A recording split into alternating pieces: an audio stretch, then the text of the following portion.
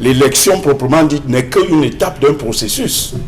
Donc, le journaliste a décelé un certain nombre d'irrégularités qui devaient peut-être être reversées dans le contentieux électoral pour que ces irrégularités soient pour être précis, il s'agit par exemple de ces charters à l'effigie du RDPC tout à fait. Qui a été dénoncé par le FDC. Tout à fait. Des irrégularités qu'on a constatées sur le terrain et c'est palpable, visible, qui vont être reversés dans le contentieux électoral pour qu'on annule ou bien Mais sinon, comme l'a dit le directeur Éric Essoussé, tout s'est bien passé. Tout s'est bien passé.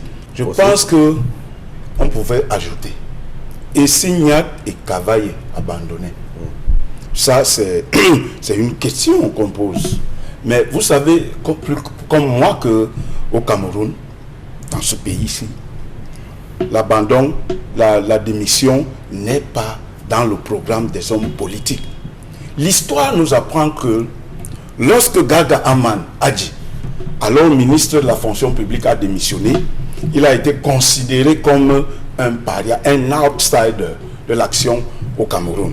L'histoire nous apprend aussi que lorsque Nana Sinkam a été nommé ministre et qu'il a démissionné, il a été considéré comme un opposant de première classe. Également, à Choumoufort, au fort du retour à la démocratie, Choumoufort a démissionné de son poste de gouverneur de la province du Nord-Ouest. Il a été aussi considéré comme un opposant au régime. Donc, la démission ici n'est pas le partage des hommes au pouvoir au Cameroun. C'est la question qu'on peut se poser. Et si le président de la République qui les a nommés pouvait les décharger de ces hautes fonctions parce que c'est visible, le président du Sénat comme le président de l'Assemblée nationale sont visiblement fatigués. Il n'y a aucune commission de suivi, de gestion des micro-projets parce que c'est de la fortune publique.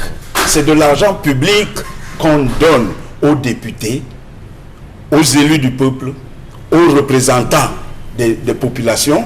C'est de l'argent public qu'on leur donne pour aller investir au profit des populations. Donc il faut que les populations comprennent que lorsqu'un député vient construire un forage, il ne vous fait pas un don ni une faveur. C'est votre droit. Il faut que les populations le sachent. Parce que les quelques rares qui vont sur le terrain pour implémenter cet argent, pour implémenter de l'argent sur le terrain, ils font croire aux populations qu'ils leur font un don qui sort de leur poche. Non, il s'agit de l'argent qu'ils reçoivent des caisses de l'Assemblée nationale. 8 millions chaque année députés pour venir investir parce que vous les avez élus